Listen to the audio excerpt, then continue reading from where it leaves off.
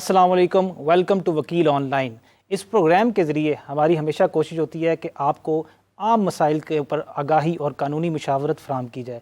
लेकिन आज जिस टॉपिक पर हम बात करना चाहते हैं वो बहुत ही ज़रूरी है और उस पर बात करना भी बहुत ज़रूरी है। वो है नौजवान वकीलों के मसाइल। जब भी एक नौजवान वकील अपनी ग्रेजुएशन कंप्लीट कर बार प्रैक्टिस में लीगल प्रैक्टिस में कदम रखता है तो उसको किस किस्म के मसाइल का सामना करना पड़ता है, और ये भी डिस्कस करना चाहेंगे कि क्या वजह है कि आहिस्ता आहिस्ता कुछ सालों से हम देख रहे हैं कि वकीलों की क्रेडिबिलिटी का ग्राफ बहुत तेज़ी के साथ नीचे आता जा रहा है, और क्यों जो नौजवान वकील हैं उनको सियासी बार पॉलिटिक्स में इन्वॉल्व करके उनको स्पॉइल कर दिया जाता है बजाय कि उनको कुछ सिखाया जाए। तो ये टॉपिक पर बात करना बहुत ज़रूरी था, और इस पर बात करने के लिए आज हमारे साथ बहुत ही ख़ास मेहमान मौजूद हैं। सबसे पहले तो मैं तारुफ़ करवाऊँगा जनाब सीनियर सहाफ़ी ज़ुल्फ़कार महतू साहब, advocate high court Noor Ali साहब और advocate high court Suhail Shoaib साहब, और member executive committee high court bar जनाब फैसल ग्रेवाल साहब। सर, तो प्रोग्राम का बाकायदा आगाज़ करते हैं। सबसे पहले तो मैं सुहेल भाई आपसे पूछना चाहूँगा कि ये बताइए कि जब एक नौजवान वकील ग्रेजुएशन करके आता है और बार प्रैक्टिस का हिस्सा बनता है तो उसको कैसे मसाइल का सामना करना पड़ता है? सबसे पहले तो उसको जिस मसले का सामना होता है वो ये होता है कि when and from where to start, यानी कि उसने प्रैक्टिस का आगाज़ कहाँ से करना है। जिस तरह अगर हम खुद भी बात करें, जब हम इस प्रैक्टिस के अंदर, इस कैरियर के अंदर जो है वो स्टेप इन हुए, तो सबसे पहले तो कुछ वकला हजरात कहते थे जी कि आप सिविल की प्रैक्टिस करें, कुछ वकला वो कहते थे नहीं आप क्रिमिनल की करें प्रैक्टिस। हर बंदे के पास अपने अपने दलाइल होते थे, लेकिन मैं समझता हूँ कि ये जो आपको डायरेक्शन है ना, अभी इट्स टू अर्ली कि आप कोई भी डायरेक्शन जो है ना वो डिसाइड करें। आप अच्छा चैम्बर ज्वाइन करें, उसके अंदर जो भी केसेस आपको असाइन किए जाते हैं, मोस्टली होता है इस तरह के सीनियर लॉयर्स जो है ना उनके साथ ही वकला हजरात जो है ना वो जाते हैं, वो आर्गूमेंट्स देखते हैं ऑन दैट सेट। तो सबसे पहले तो जो नौजवान वकील है उसे चाहिए कि सब वो फाइल्स देखे, फाइल्स को पढ़े, ड्राफ्टिंग देखे, और उसके बाद जो है वो कोर्ट्स के अंदर अपीयर ज़रूर हो, और जो छोटे छोटे केसेस जिस तरह स्टे एप्लीकेशंस हैं उसको आर्गूमेंट्स करने की कोशिश करे, बेल एप्लीकेशंस हैं उसके ऊपर आर्गूमेंट्स करने की कोशिश करे, स्पुर्दारी के, जिस तरह मैंने अपने पहले करियर का जो पहला केस था वो स्पुर्दारी का था, ऑल्दो वो रिजेक्ट हो गया, लेकिन अगेन एक एक्सपोजर मिला, एक एक्सपीरियंस मिला। ठीक। और जो दूसरा अहम मामला है जो यंग लॉयर्स को फेस करना पड़ता है वो ये है कि आते साथ ही अगर कोई इलेक्शंस हो रहे हों तो वो उनको उस इलेक्शन की एक्टिविटीज़ के अंदर इन्वॉल्व कर लिया जाता है, which is too early for a young lawyer कि वो बार की सियासत के अंदर इन्वॉल्व हो, क्योंकि उसको सबसे पहले तो अपना ये तयन करना है कि उसने प्रैक्टिस कौन सी करनी है, उसने इस निज़ाम को समझना है। ये ठीक है, हम बार की जो पॉलिटिक्स है उस पर भी हम डिटेल डिस्कशन करेंगे, लेकिन मैं फैसल साहब आपसे ये पूछना चाहूँगा कि ये बताइए कि मतलब क्यों जब एक नौजवान वकील आता है और उसको बजाय कि कुछ सिखाने के तो उसको इन्वॉल्व कर लिया जाता है, ये बार पॉलिटिक्स में इन्वॉल्व कर लिया जाता है। और ये भी जब हम बात करते हैं कि हमने क्योंकि लीगल प्रैक्टिस में खुद देखा है जो चीज़ें हमें किताबों में लॉज पढ़ाए जाते हैं, लेकिन जब हम प्रैक्टिस में आते हैं तो फील्ड के अंदर चीज़ें बहुत मुख्तलिफ होती हैं। इस पर आप क्या? जो सुहेल साहब ने कहा मैं उससे कम्प्लीटली एग्री करता हूँ एक हद तक। उसके अंदर जो शुरू की फील्ड चूज़ करनी है वो सारे मामला तो ठीक है। ठीक।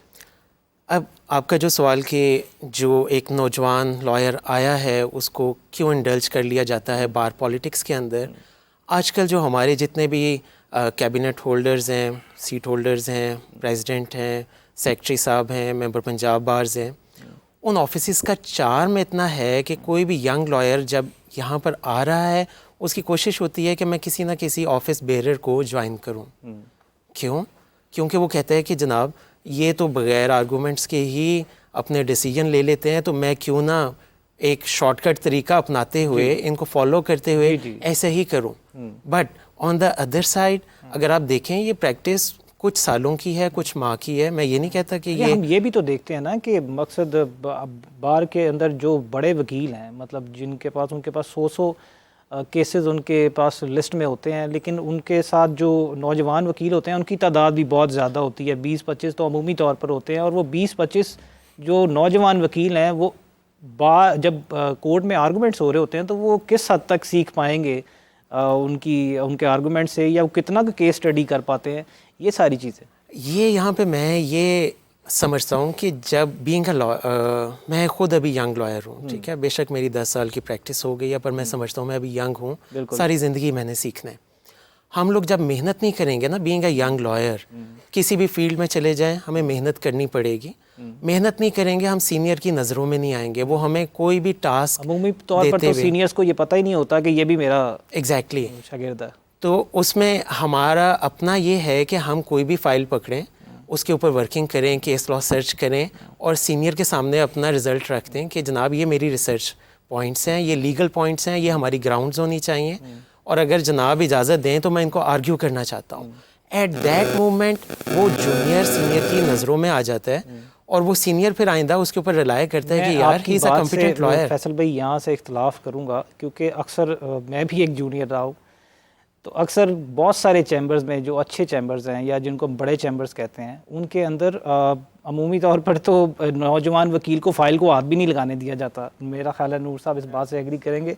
तो वो रिसर्च करके अपने आर्गूमेंट्स देना तो एक अलग बात है, यहाँ पे ही बात ख़त्म हो जाती है। तो कई साल लग जाते हैं कि आप पेपर बुक को हाथ नहीं लगा सकते। नूर साहब आप क्या कहना चाहेंगे? बहुत शुक्रिया। ये यंग लॉयर्स के हवाले से मैं कहना चाहूँगा कि वो बहुत जल्दी ना घबरा जाते हैं, 2-4 साल 5 साल। इसमें जो मेन मसाइल हैं वो एक स्ट्रगल हमारे प्रोफेशन में वो बहुत ज़्यादा है, वो स्ट्रगल आपकी ख़त्म नहीं होती। दूसरी अर्निंग्स इशू बहुत है कि आप प्रैक्टिस में तो आ जाते हैं, आप समझते हैं कि आप लॉयर हैं, लेकिन अर्निंग्स इसमें काफ़ी देर से स्टार्ट होती है। बिल्कुल। और आपको आपके सीखने का प्रोसेस काफ़ी लंबा है, और आपको रेगुलर होना और स्ट्रगल वो आपकी जारी रहती है, और इसमें आपने फेड अप नहीं होना होता। अब पंजाब और सिंध के हवाले से मैं बात करना चाहूँगा कि वहाँ पे कराची में आप बार में अगर कोई आपका दोस्त है तो आपको बताएगा, वहाँ पे मुंशी सिस्टम नहीं है।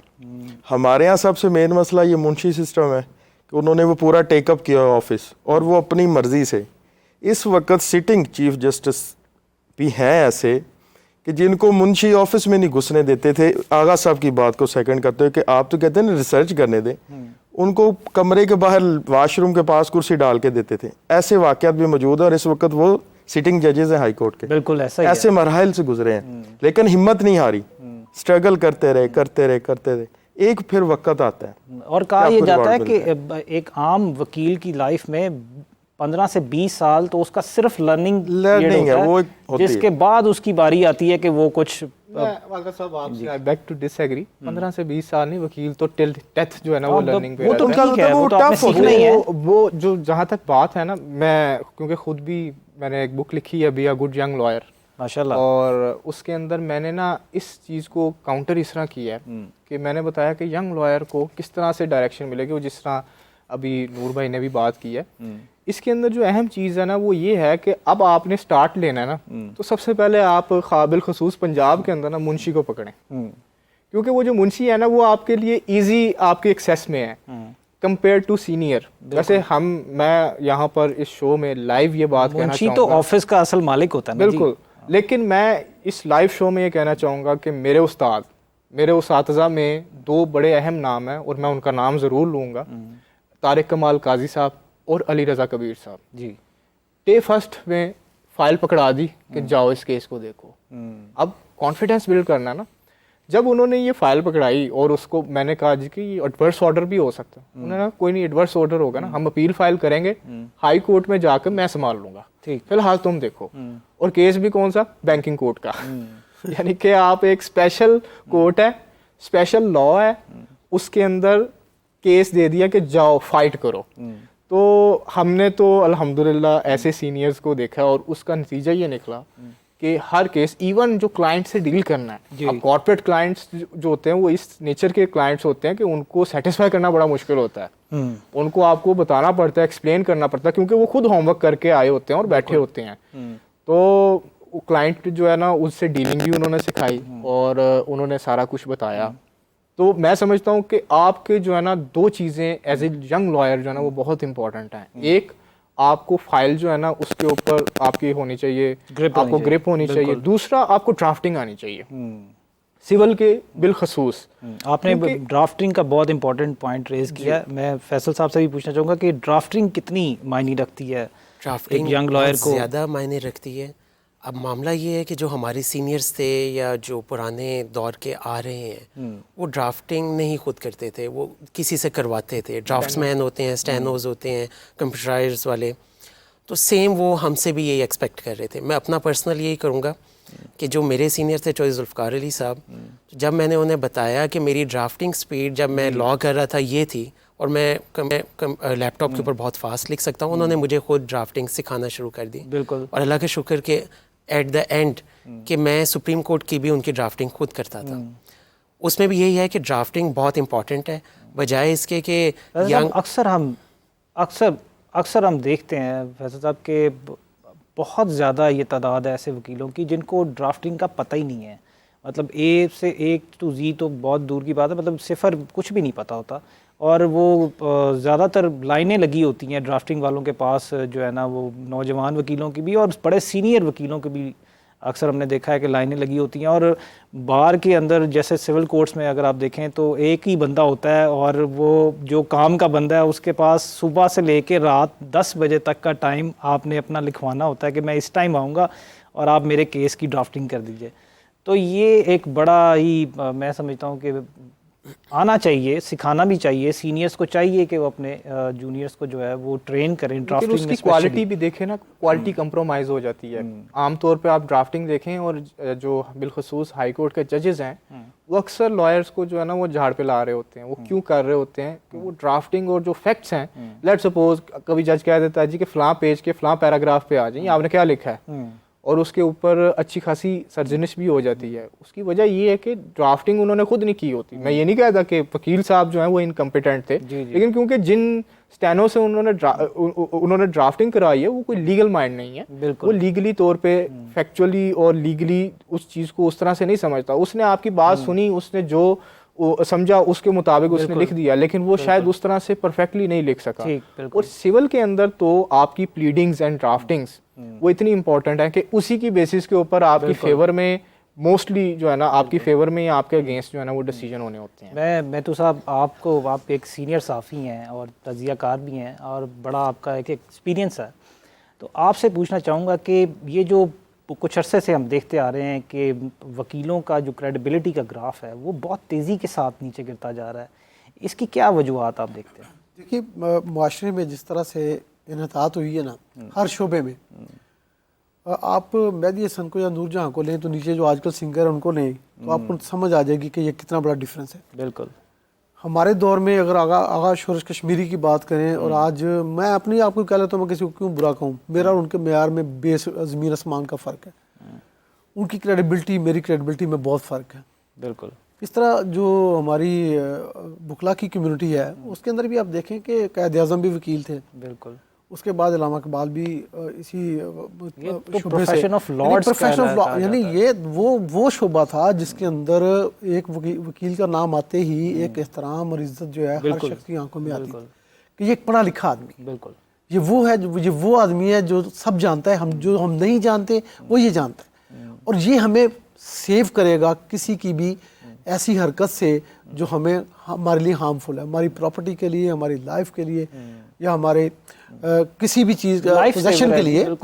तो एक एतमाद बढ़ता था। बिल्कुल। लेकिन अनफॉर्चुनेटली आप देखिए कि मैं बतौर जर्नलिस्ट बात कर रहा हूँ, बल्कि मैं आज इनकी जो बातें सुन रहा था, मैंने बड़ी अरसे के बाद मैंने कुछ देर के लिए लोअर कोर्ट की रिपोर्टिंग की, कुछ हाई कोर्ट की भी की शुरू में जर्नलिज्म के। बिल्कुल बिल्कुल। तो उसमें जो लोग थे वो वहाँ पे बहुत आला क्लास के लोग होते थे और इस तरह से आर्गूमेंट्स हो रहे होते थे कोर्ट के अंदर और जज साहब सुन रहे होते थे और इतनी तेज़ी से। लेकिन हमें रिपोर्ट करने की, मैं आपको ये थोड़ा सा और बता दूं, जी। आजकल आपको पता नया डेफिमेशन का लॉ आ गया है। उसके अंदर उन्होंने कहा कि आप जो प्रोसीडिंग होगी ना ट्राइब्यूनल की, इस डेफिमेशन के अंदर उसको आप रिपोर्ट नहीं करेंगे, बोलेंगे नहीं जब तक वो, यानी इसको आप जब तक सबजुडिस है आप उसको कुछ नहीं कर सकते। उस वक्त भी ये होता था, लेकिन कोर्ट हमें बाकायदा इजाज़त देती थी, यानी इवन हाई कोर्ट पूछा जाता था कि ये रिपोर्टेबल है या नहीं, तो कोर्ट दरमियान में कह देती थी कि आप इन हिस्सों को रिपोर्ट कर सकते हैं। जी, ठीक है ना, ऐसा हो जाता है। अच्छा, अब अनफॉर्चुनेटली देखें कि मैंने बुकला को देखा कि मेरी अपनी बेटी वकील है, अभी भी बनी है, माशाल्लाह। वो प्रैक्टिस में नहीं आ रही। मैं पूछता हूँ क्या, कहती पापा ये बात आप क्या कर रहे हैं? वो कहते हैं कि यार जज गया नु फाड़ के खिंच के ले आओ बाहर ते उन्हें छितर फेरो। कहती पापा ये जज वकील कह रहे हैं जजों के बारे में, वो मैं नहीं आपकी खातर मैंने कर तसव्वुर लिया। भी नहीं किया जा सकता उसने कहा था कि ये। मैंने आपकी खातर ये डिग्री ले तो ली है, काम मैंने कोई नहीं करना। बहुत तकरीबन 7-8 माह हो गए, मैंने जिक्र भी किया मियाँ साहब, वो घर से निकलने को तैयार नहीं। कहती ये क्या है, ये प्रोफेशन है। तो इससे आप अंदाज़ा लगाएं कि इत्तेतात होगी। और एक आम शहरी के तौर पे मेरा सबसे पहली बात हुई है कि मुझे इंसाफ मिले। और मैं अक्सर लोगों से पूछता हूँ क्या कहता है जी वकीलों की हड़ताल, जब जाओ वकीलों की हड़ताल। और यार हड़ताल साल में 360 दिन में कितने दिन हड़ताल होनी। आपने बड़ा ये इंपॉर्टेंट हड़तालों वाली बात की। मैं चाहूँगा कि यहीं से कंटिन्यू करूँ। पहले हमारे साथ एक कॉलर है, मैं ऐड करना चाहूँगा। जी अस्सलाम वालेकुम। वालेकुम अस्सलाम, तैयब बात कर रहा हूँ लाहौर से। जी फरमाएं। मेरा सवाल आप सब वकीलों से है कि मैं खुद वकील बनना चाहता हूँ, लेकिन मेरे घर वाले जो हैं वो इस बात पर राजी नहीं, और वो कहते हैं कि ये फील्ड बहुत गंदी है, इसमें आपको रेफरेंसेस चाहिए होंगे, बदमाशी होती है और आप इतना एक्सेल नहीं कर पाते। तो अगर आप लोगों को इस पर कुछ कहना है, can provide me a road map, और मेरे जैसे और भी बहुत ज़्यादा लोग होंगे आई एम श्योर जिनको सेम प्रॉब्लम्स का सामना है, तो उनको थोड़ी गाइडेंस दे सकें आप लोग। जी नूर साहब। वकील आपको ज़रूर बनना चाहिए, और एक काबिल वकील बनना चाहिए मुआशरे के लिए जो फ़ायदा मंद हो। और हर प्रोफेशन में नेगेटिव लोग भी होते हैं, पॉजिटिव भी होते हैं, लेकिन अगर मैं समझता हूँ कि वकला ना हो तो ये जो इन्वेस्टिगेशन एजेंसीज हैं या कोई भी मामला हैं, या जो जैसे आपने बताया प्रॉपर्टी से रिलेटेड आपको कोई मसाइल हैं, कोई आपकी जान को ख़तरा है, तो जितना आपको आपके लिए वकला आपके लिए स्टैंड लेते हैं, आपको इंसाफ लेके देते हैं, अगर वकला ना हो तो ये आपकी कहीं सुनवाई ना हो। इन्वेस्टिगेशन तो वाले तो जो लिख देते हैं, अगर वकला आपका साथ ना काबिल खड़े हों तो वो आप तो सजा से या उस ज्यादती से बच नहीं सकते। करता हूं इनसे। मैं आपको बताऊं, देखिए पता क्या ये मैंने कहा ना पूरे मुआशरे में गिरावट आई है ना। वकील के बगैर इंसाफ का निज़ाम बहुत नामुकम्मल है। नहीं वकील, अच्छा पता क्या, वकील आर्गूमेंट करके ना इंसाफ ले देता था पहले। अब मुआशरा डंडे का रवाज चल पड़ा ना। पुलिस वाला कहता है कानून क्या होता है, पुलिस वाला जब कहता है कि कानून कौन सा, और मैं जो लिख रहा हूँ वो कानून है, तो वो आदमी सीधा कह रहा है कि यार ये लूट मार है, ये कानून नहीं है। बिल्कुल। तो फिर हर बंदे को डंडा पकड़ना पड़ गया है। देखें ये प्रैक्टिकल चीज़ है, मैं आपको प्रैक्टिकल बात कर रहा हूँ। और वकीलों को मतलब अगर थाने में आगे पहले होता था कि इज्जत एहतराम के साथ कहते थे आप बैठिए, अब वो वकील कहते हैं कड्डो नु बाहर, वो पुलिस वाला कह रहा है धक्के देकर निकालो, तो पुलिस से भी तो धक्के देने हैं ना। मैं यहाँ पर एक चीज़ ऐड करूँगा। देखिए बहुत से, मुझे उम्मीद है कि नूर साहब और फैसल साहब जो हैं इनके भी करियर में बहुत से ऐसे केसेस आए होंगे।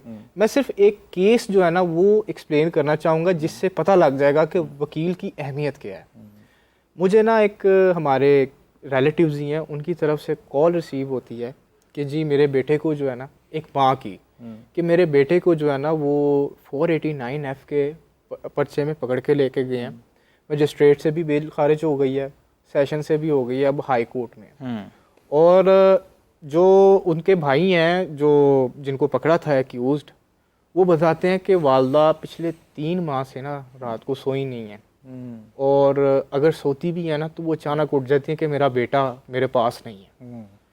और आप इससे अंदाज़ा लगाएं कि मेरे ऊपर कितना प्रेशर होगा एज ए लॉयर जब मैंने वो बेल फाइल की, और जिस वक़्त ये बेल हाई कोर्ट ने अलाउ की। और केस भी क्या था, पुराना कोई चेक दिया हुआ था किसी ज़माने में, जो कि बिज़नेस भी ख़त्म हो चुका, सब कुछ ख़त्म हो चुका, ज़ाती रंजिश पे वो उस चेक को फिल करके डिसऑनर करा के, और वो मज़े की बात है वो अकाउंट भी डोरमेंट हो चुका हुआ था, ख़त्म हो चुका हुआ था वो अकाउंट। लेकिन आप देखें कि high handedness of the party कि उन्होंने इस केस के अंदर किस तरह से 489F का पर्चा लिया, और 489F का SP पर्चा देता है, ये भी मतलब मैं बताना चाहूँगा। तो जिस वक्त वो जमानत हुई तो उस वक्त उनकी खुशी जो है ना वो फूले नहीं थी समा रही। सही। तो हम लोग जो है ना वो यानी कि मुआशरे के अंदर सिर्फ और सिर्फ बुराई नहीं होती, जहाँ पर कोई ज्यादती और नाजायज़ तरीके से फंस गया है, आप उन क्लाइंट्स से जाके पूछें जिनको रिलीफ मिला है इसके अंदर, या जिनके जो अपना रिलेटिव्स हैं जिनको बेजा जेल के अंदर रहना पड़ा जब वो वहाँ से रिहा होते हैं। तो बात ये है कि अगर आप समझते हैं कि वकीलों की मतलब कि ठीक है there are black ships in every community, हर जगह पे अच्छे लोग भी हैं बुरे लोग भी हैं, लेकिन आप उन क्लाइंट्स से जाके पूछिए जिनको इसके अंदर रिलीफ मिला है, ठीक। जिनकी प्रॉपर्टीज को रिलीज किया गया है, जिनके लोगों को जो है वो जेल से आगा रिलीज साहब, किया ये गया, यंग बहुत लॉयर्स अहम के है। बारे में ना जब हम बात शुरू करते हैं, मैंने बात आपसे की है कि कोई भी प्रोफेशन उसमें मुश्किलात तो होती हैं। बिल्कुल। इसी तरह हमारे यहाँ ये समझा जाता है कि बस अब हम पढ़ गए हैं, वकील बन गए हैं, अब कोई मसला नहीं, इसके बाद अर्निंग्स ही हैं या सुकून है। लेकिन वही स्टडीज़ भी हैं, इसके बाद स्ट्रगल भी है और अर्निंग्स भी के भी इशू हैं। तो वो बड़ा स्लोली ये प्रोसेस है और इसके लिए पहले से माइंड सेट होना चाहिए। हमारे यहाँ ये पहले बताया नहीं जाता कि बस आप तुम वकील हो, अब कोई मसला नहीं, तुम्हें लाइसेंस मिल गया। ऐसा नहीं है। आपको एक कानूनदान बनने के लिए, एक प्रॉपर एक प्रोफेशनल लॉयर बनने के लिए वेट करना पड़ता है। बिल्कुल। स्ट्रगल, एक्सपीरियंस आपको आता है, तो एक स्टेज पे आप जाके कारआमद एक लॉयर के लिए खड़े होते हैं। लेकिन हमारे यहाँ क्या होता है, वही ये जो डंडे वाली बात कर रहे हैं कि 3-4 साल 5 साल गुजरते हैं, लोग घबरा जाते हैं, ओ यार ये तो क्या, हम किधर खड़े हैं, हम तो जहाँ आए थे वहीं खड़े हैं। तो वो फिर ऐसे नेगेटिव इश्यूज भी और मामलात भी सामने आते हैं। तो इस वजह से लोग ज़रा वायलेंस की तरफ चले जाते हैं। चले जाते हैं। मैं फैसल यहाँ पे साहब, एक आपसे सवाल ये भी करूँगा कि ये भी बताइएगा कि क्योंकि आप यंग लॉयर्स के चेयरमैन भी रह चुके हैं, तो किस तरह के जो रूल्स जो हैं वो एक वकील के लिए लाजिम करार दिए गए हैं और क्या लीगल एथिक्स हैं और क्या ड्यूटीज़ हैं और कितना को उसके ऊपर अमल दरामद किया जाता है वकीलों की तरफ से, ये भी ज़रूर बताइए। देखिए, कोड ऑफ एथिक्स हर माशरे के अंदर है, हर प्रोफेशन के लिए है, हमारे यहाँ पर भी हैं। उनको इम्प्लीमेंट करना, अवेयरनेस देना, अवेयरनेस सेशंस होने चाहिए जिसके अंदर बताया जाना। अच्छा, ये यहाँ पर मैं कहूँगा कि जो हमारी पंजाब बार काउंसिल है, सिंध बार काउंसिल, जितनी भी बार काउंसिल्स हैं और पाकिस्तान बार काउंसिल, बेसिकली उन्हें ऐसे अवेयरनेस सेशंस देने चाहिए जो कि हम आने वाले यंग लॉयर्स को अवेयर कर सकें कि जनाब आपके एथिक्स क्या हैं, आपने कोर्ट में अपीयर कैसे होना है, आपने जज के साथ कैसे बात करनी है। आपके सीनियर या आपके साथी फेलोज जैसे मर्जी बात करें, but you should behave yourself. ठीक है।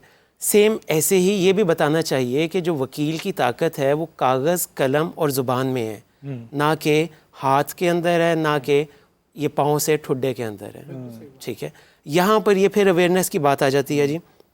और यहाँ पे जी मैं आपकी तवज्जो दिलाना चाहूँगा कि जो 8 मई को हमारा एक पुरअमन एहतजाज था बुकला का, उसके अंदर हम हर जितनी भी फर्स्ट क्लास कंट्रीज़ हैं उनके अंदर एहतजाज होते हैं, पुरअमन होते हैं और पहले ही सिक्योरिटी या पुलिस वालों को इन्फॉर्म कर दिया जाता है कि जनाब हमारा ये रूट होगा, हम यहाँ पे एहतजाज करेंगे, एहतजाज इतनी देर का होगा, हम चले जाएंगे। I am the victim of that protest.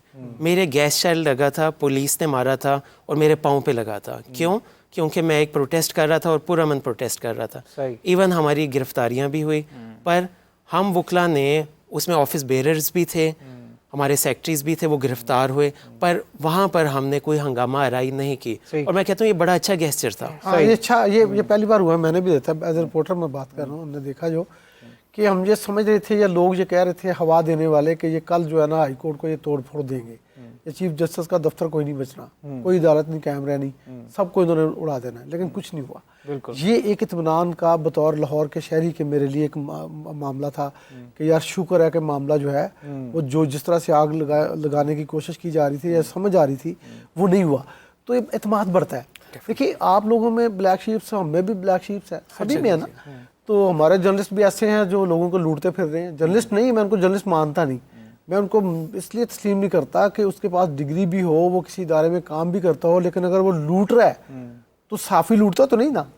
मैं आपको एक छोटी सी मिसाल बताता हूँ कि मुझे एक दिन मियाँ साहब एक कॉल आई सुबह कि वो, मैंने कहा वो मेरे पुराने मोहल्ले में, तो कहने लगे कि वो बंदे की जो कॉल आई, कहने लगा जी मैं आपका वो फलाम साहब बोल रहा हूँ, मेरी छोटी सी एक दुकान है और मैं अब ये ना, उस दिन मेरी छुट्टी थी तो मैं लेट सोया हुआ था, 11-12 बजे का टाइम होगा, सर्दियों के दिन थे। तो मुझे कहता है कि वो मुझे ना साफ़ी पे आ गए थे। अब ये मेरी नींद आप ये 7वें आसमान पे उड़ी कि साफ़ी पे आ गए नहीं यार, ये पैगे का लफ्ज़ इस्तेमाल क्यों किया इसने। मैंने कहा मैं भी आता हूँ। मैं वहाँ गया, वो कोई जाल साज थे, कोई सालनामा, कोई माहनामा, पता नहीं किसके उन्होंने कार्ड रखे। ये बहुत लोगों के साथ कॉल था पुलिस, और मैंने पुलिस को कहा कि इनको, मैं उस वक्त जो है ना प्रेस क्लब का लाहौर का सेक्रेटरी था, तो मैंने कहा कि मैं सेक्रेटरी प्रेस क्लब हूँ, मैं इसके खिलाफ पर्चा दे रहा हूँ, इनको अरेस्ट कर लें आप, ये साफ़ी नहीं है। अब उनके फिर बाद में वालदैन आए जी माफ़ी बिकॉज ये है कि ये वर्ड जो था ना पहले ही नहीं। अगर आप इजाज़त दें तो कॉल ड्रॉप ना हो जाए, कॉल ऐड करना जी, चाहूँगा। please। जी अस्सलाम वालेकुम। वालेकुम सलाम, मेरा नाम सना है और मैं इस्लामाबाद से बात कर रही हूँ। जुल्फ़िकार अली महतो साहब के मैंने काफ़ी ट्रांसमिशंस वगैरह देखी हैं बजट के हवाले से। तो मेरा इनसे ये सवाल है कि मैं सैलरी पर्सन हूँ, जॉब करती हूँ, तो मुझे काइंडली बताइएगा कि इस दफ़ा हम बजट में हम क्या हमारे जैसे लोगों के लिए कोई फ़ायदा वगैरह रखा गया, कोई इंक्रीमेंट के लिए कोई बात की गई है, कोई कोशिश है कि नहीं है इसमें? बजट जी अच्छा, बजट के हवाले से हम बात करना चाह रहे थे। बजट में देखिए, अगर आप तो सरकारी मुलाजिम हैं तो फिर तो आपकी इंक्रीज़ जो है, जो अभी तक प्रपोज्ड है फाइनेंस मिनिस्ट्री में, वो है 10 से 15%। 15% है जो ग्रेड 16 से कम के वाले हैं और 10% है उनके लिए जो ग्रेड 17 और उससे 22 तक के हैं। तो ये प्रपोजल है, लेकिन कल जब ये बजट पेश होगा तो फिर उसमें वज़ीर ख़जाना जो ऐलान करेंगे वो हतमी होगा और उसके बाद असम्बली जो मंजूर करेगी, पास करेगी, वो होगा। लेकिन अभी तक की प्रपोजल 10 से 15% की है। ठीक, बजट की अगर बात हो ही रही है तो मैं साहब फिर इसको थोड़ा सा ओपन डिस्कशन करते हैं कि वैसे अगर ये बताएं जो बजट आ रहा है उसमें बात, क्योंकि काफ़ी बहस होती रही है कुछ अरसे से कि ब्रॉड बेस्ड टैक्सेशन के ऊपर काम किया जाना चाहिए और जो ऑलरेडी टैक्स पेयर हैं उनके ऊपर बोझ कम होना चाहिए। तो किस तरह का बजट आप देख रहे हैं कि ऑलरेडी जो टैक्स पेयर हैं उनके ऊपर ही सारा बर्डन डाला जा रहा है या ब्रॉड बेस्ड टैक्सेशन पे भी जोर? अच्छा, मैं इससे बजट से आने से पहले मैं हम चूँकि बुकला बैठे हैं और बात हम कानून इंसाफ की कर रहे हैं, तो मैं पहले आपको ये ना बताऊं कि पाकिस्तान के अदालती निज़ाम पे कितना बजट लगता है। जी ज़रूर ज़रूर ज़रूर, ये आपके लिए इंटरेस्टिंग होगा क्योंकि पहले शायद कभी नहीं हुआ। ज़रूर। तो इस साल जो इस वक्त जो साल चल रहा है, जो 30 जून को ख़त्म होगा, इसके अंदर पाकिस्तान के अदालती निज़ाम पे 103 अरब रुपए खर्च हो रहे हैं। अब इसका ब्रेकअप भी दे देता हूँ जी। पंजाब हाई कोर्ट समेत और जो हमारी अदालतें हैं, सिविल अदालतें, इनका बजट है 45 अरब 39 करोड़। सही। सिंध का बजट है 22 अरब 77 करोड़, सिविल अदालतों का भी और हाई कोर्ट का भी। KPK का बजट है 15 अरब 52 करोड़। ठीक। और बलूचिस्तान का बजट है 7 अरब 18 करोड़ 70 लाख रुपए। ठीक। इस्लामाबाद हाई कोर्ट का बजट है 1 अरब 54 करोड़ और सुप्रीम कोर्ट ऑफ पाकिस्तान का बजट है 3 अरब 55 करोड़। और इस तरह वफाकी जो अदालतें हैं, दूसरी जो सिविल अदालतें भी हैं, तो टोटल वफाक का खर्चा है 11 अरब 70 करोड़ रुपए सालाना। तो इस तरह अगर 15% का इजाफा इसमें कर लें तो अगले साल को 120-25 अरब रुपए का बजट होगा पूरे पाकिस्तान की अदालती निज़ाम। तो पाकिस्तान के गरीब अवाम टैक्सों से ये अदालतों का बजट इसलिए दे रहे हैं कि उनको तेज़ रफ्तार यानी जस्टिस नहीं होना चाहिए, उनको फौरी इंसाफ मिले। तो ये पैसा खर्च होता है, पहली बात ये पैसा प्रॉपरली खर्च होता भी है या नहीं खर्च होता है, ये सैलरी का खर्चा है, उनकी कारें चलाने का खर्चा है, मतलब जज हजरात की जो सैलरीज हैं। और जो पिछले माली सालों का जो बजट रहा है उसके मुकाबले में ये बजट कितना बेहतर है? ये जो अगला आएगा ये 15% इसमें इजाफा कर लेना, ये एक थंब रूल है जो मैं बतौर इकनॉमिक्स रिपोर्टर मैं पिछले कई सालों से इसको कवर करता हूँ। तो 15% इसमें डाल के आप समझे कि ये वो वाला बजट है, ये नॉन डेवलपमेंट है। इनके यानी बिजली के बिल हैं, गाड़ियाँ हैं, उनकी तनख्वाहें हैं, उनके अलाउंसेस हैं, ये सारी चीज़ें उसमें शामिल हैं। तो यानी कोई 120 अरब रुपए के लगभग अगले साल में पाकिस्तान की अदालती निज़ाम को मिलेंगे और लोग इसके इंसाफ का तकाजा भी करेंगे। जहाँ तक आपका कह रहे थे कि ब्रॉडनिंग ऑफ टैक्स बेस होगा या नहीं होगा, तो देखिए पाकिस्तान में इस साल हुआ है 9,415 अरब रुपए का टैक्स टारगेट था, तो ये पूरा तो नहीं होगा लेकिन करीब 9,000 प्लस हो जाएगा। अगले साल IMF ये बजट, अब अनफॉर्चुनेटली पाकिस्तान की पार्लियामेंट के पास एक अंगूठा छापने के लिए भेजा जाएगा, क्योंकि ये सारा का सारा बजट हम इसलिए बना रहे हैं कि हमने जो अगला एक्सटेंडेड फंड फैसिलिटी लेनी है, FEF जो लेना है 6 से 8 अरब डॉलर का IMF से, ये उसके तनाजुर में ही बन रहा है। और IMF ये कह रहा है कि आप अगले साल कोई 12,900 अरब रुपए इकट्ठे करके दो टैक्सों में, जो पिछले साल के मुकाबले में 3,500 अरब रुपए ज़्यादा है। और GDP का 1.7% एक साल में ग्रोथ मांग रहा है IMF, जो पाकिस्तान की तारीख में कभी नहीं हुआ। इससे आप अंदाज़ा लगा लें कि 1.7% of the GDP tax collection की ग्रोथ पाकिस्तान में कभी नहीं हुई। तो ये बर्डन एक तो ये। अब ब्रॉडनिंग ऑफ टैक्स बेस क्या होनी है, दो शोबों की आपको मिसाल देता हूँ। ये दोनों शोबे जो हैं वो आने बहाने कर रहे हैं। यानी पाकिस्तान के अंदर जो एग्रीकल्चर सेक्टर है, इसकी जो सालाना GDP कंट्रीब्यूशन है वो है 9,000 अरब रुपए। कितनी? 9,000 बिलियन रुपीस, और उसके मुकाबले में जो इनकम टैक्स देता है ये शोबा वो है 3 अरब रुपए। सही। कहाँ 9,000 बिलियन का जीडीपी शेयर और कहाँ 3 अरब। और दूसरा एक और मैं क्या कहूँ, माफिया कहूँ क्या कहूँ, वो है ये आपके परचून फरोश और होलसेलर। ये होलसेलर और परचून का जो बिजनेस है इसका साइज पाकिस्तान की जीडीपी में 6,000 अरब रुपए है। यही बात मैं आपसे करना चाह रहा था, जो रिटेलर्स के ऊपर इस पर प्रपोज किया गया है टैक्स।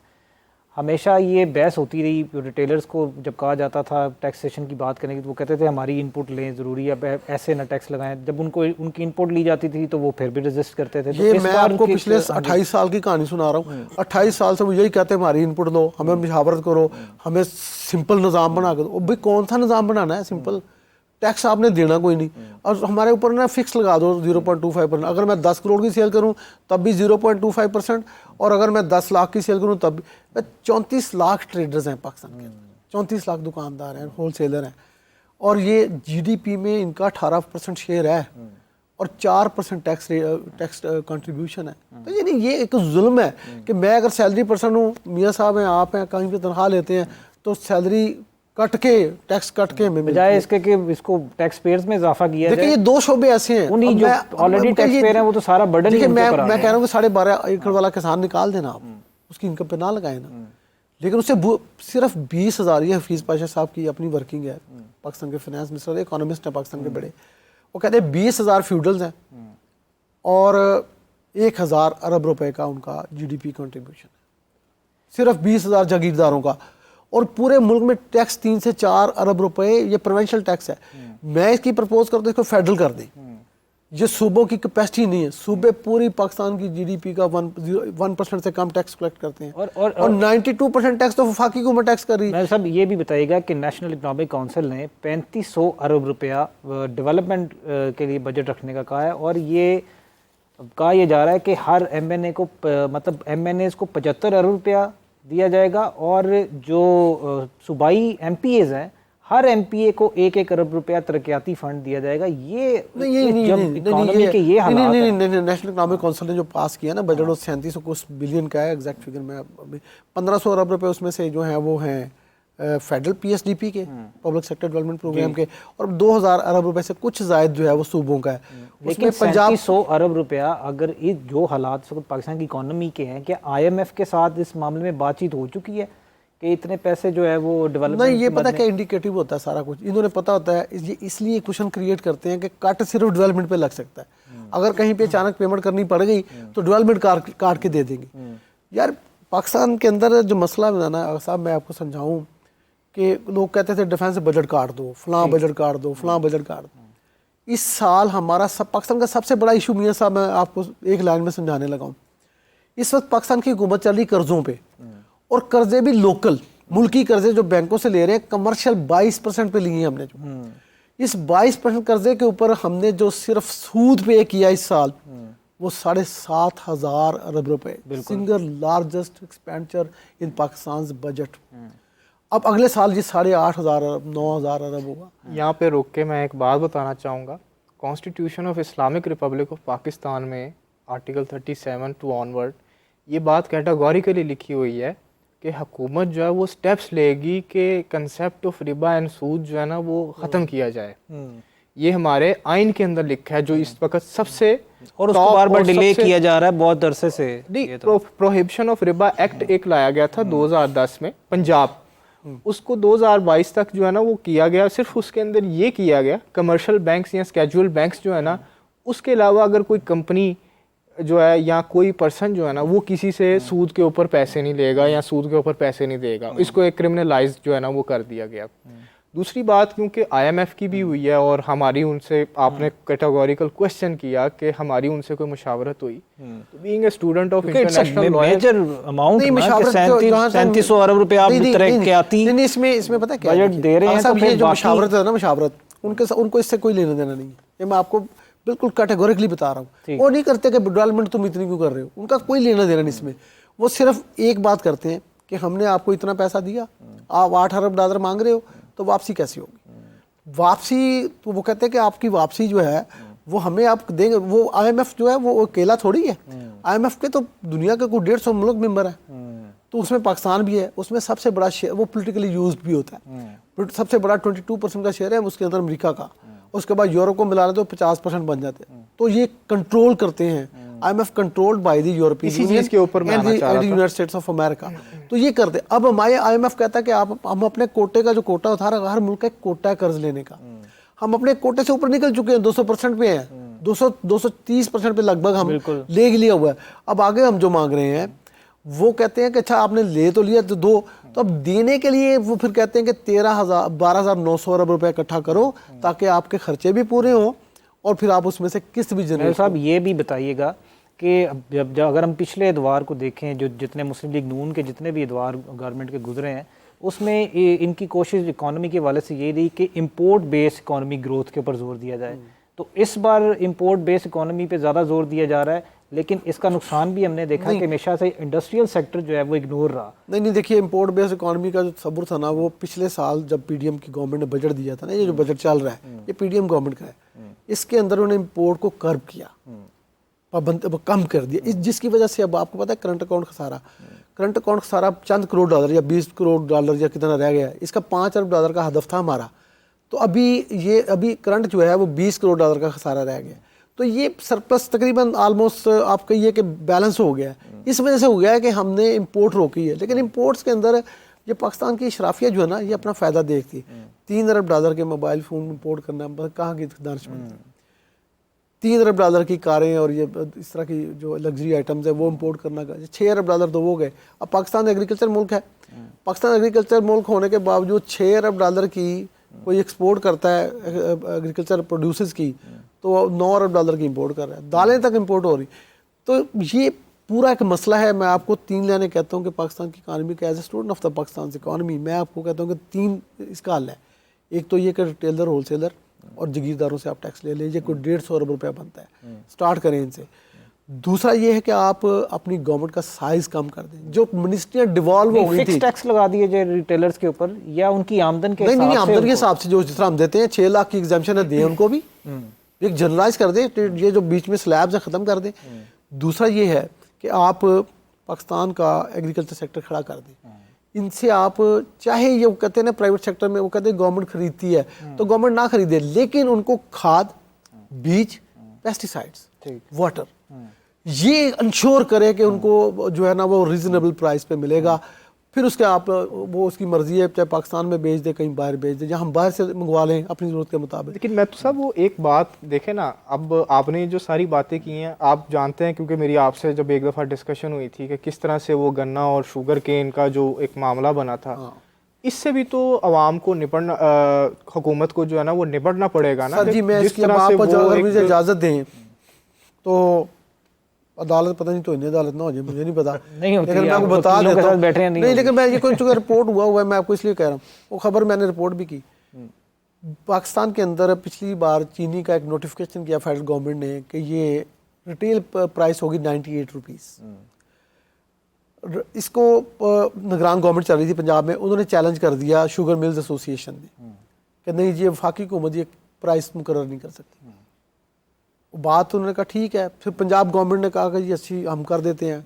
उन्होंने कहा कि नहीं आप पंजाब हुकूमत ही नहीं, आप निगरान पंजाब हुकूमत है, तो निगरान का वर्ड लगा हुआ लिहाजा आप नहीं कर सकते। अच्छा मैं छोटी सी इसमें पता क्या हुआ, उसके अंदर ये हुआ कि कोर्ट में ये 6-7 महीने केस चला और जो 98 रुपए वाली चीनी थी वो 200 रुपए किलो में बिकी और 130 अरब रुपए आपको पड़े। छोटी सी बात इनसे और इनसे एक बात जानना चाहूँगा कि अभी तक इनकी बातों से तो यही लग रहा है कि हुकूमत नालायक है और वो कलेक्ट नहीं कर पा रही टैक्सेस और वो अपनी सुस्त रवि का शिकार है। लेकिन आम आदमी के लिए क्या है, क्योंकि जब भी पहले टैक्स आता था तो होता था कि जी कोई रिलीफ होगा, अब पहले से ही महंगाई कर देते, नहीं जी नहीं अभी टैक्स में तो और महंगाई होनी है।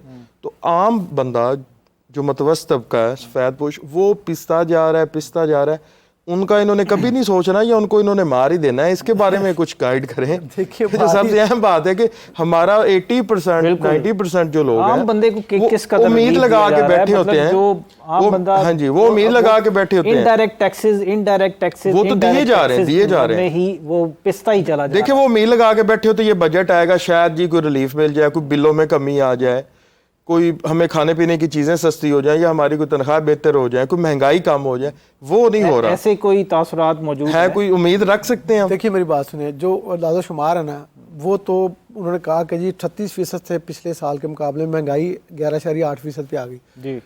अब आप चूँकि कानूनदान है, मैं आपके लिए मुझे समझाना ईजी होगा। इस महंगाई के अंदाज़ा शुमार में एक बहुत बड़ा फ्रॉड है। जिस बुनियाद पे महंगाई की कैलकुलेशन होती है, ये हमारा पाकिस्तान ब्यूरो ऑफ स्टैटिस्टिक्स क्या करता है, ये जो यूटिलिटी स्टोर के ऊपर सब्सिडाइज प्राइस हैं ये उनको लेता है। ठीक। 53 आइटम्स होती हैं जिसको सेंसिटिव प्राइस इंडेक्स कहते हैं। तो उसके अंदर ये जो लोएस्ट मार्केट में 300 रुपये किलो अगर कोई चीज़ बिक रही है तो यूटिलिटी स्टोर पे वो सब्सिडाइज करके 200 रुपये में होती है, वो लेता है 200 रुपया। फिर बिजली का रेट आपको पता है आजकल 70-72 रुपये हर घर में जो है बिजली आती है वो है, और इंडस्ट्री को 55 रुपये मिलती है। वो लेते हैं 6 रुपये 85 रुपये पैसे वाला यूनिट, जो 50 यूनिट वाली सब्सिडाइज रेट है। इसकी बेस पे महंगाई कैलकुलेट होती है कि 11.8% हो गई। ये बहुत बड़ा बिग फ्रॉड। और दूसरा, मियाँ साहब पाकिस्तान के अंदर ही हुकूमतों की बात की, ये सीरियस नहीं है। ये मैं आपको ख़त्म करता हूँ। पंजाब के अंदर एक लॉ था जिसके तहत कीमतें कंट्रोल करनी थी, इसलिए मरीम नवाज शरीफ जो है वो रोटी कैरी 12 रुपये की बेचो। ये 3 जून को ऑर्डिनेंस ख़त्म हो चुका है, 3 जून, ये एक हफ्ता पहले। अब इस वक्त पंजाब के अंदर कोई कानून नहीं है कि आप किसी को महंगाई, ज़ख़ीरा अंदोज़ी, नजायज़ फरोशी से या इस तरह की हरकत से रोकें। मरीम नवाज शरीफ वज़ीर आला समेत डिप्टी कमिश्नर लाहौर राफ़िया हैदर तक के हाथ में कुछ नहीं है, लेकिन उसको ये ना एक्ट बनाएंगे। 2 बार इस ऑर्डिनेंस को ये ख़त्म लैप्स हुआ है, इस पे एक्ट नहीं बना रहे। They are not serious. ठीक जी, आज के प्रोग्राम में हमने कोशिश की कि आपको एक तो वकीलों की मसाइल से आगाह किया जाए कि किस किस्म के मसाइल एक नौजवान वकील को दरपेश होते हैं जब वो प्रैक्टिकल फील्ड में आता है, और इन मसाइल को कम करने के लिए और इंसाफ के निज़ाम को बेहतर बनाने के लिए क्या इक़दाम उठाने चाहिए। और साथ ही साथ हमने कोशिश की कि बजट के हवाले से जो इंसाफ के निज़ाम पर जो पैसे लगाए जाते हैं, और या फिर ओवरऑल बजट में जो आम पाकिस्तान के शहरी हैं उनको किस कदर रिलीफ मिलने का इम्कान है, हमने इस हवाले से आपको आगाही फराहम करने की कोशिश की। उम्मीद है कि आपको आज की जो हमारी ये मीटिंग थी या सेशन था वो पसंद आया होगा। और अगर आपके कोई सवालात हों या आप कुछ कहना चाहते हो तो कमेंट सेक्शन में आप ज़रूर लिखें और हमें आगाह करें। तो आज के प्रोग्राम के से हमें इजाज़त दें, इंशाल्लाह फिर मिलेंगे। अल्लाह हाफ़िज़।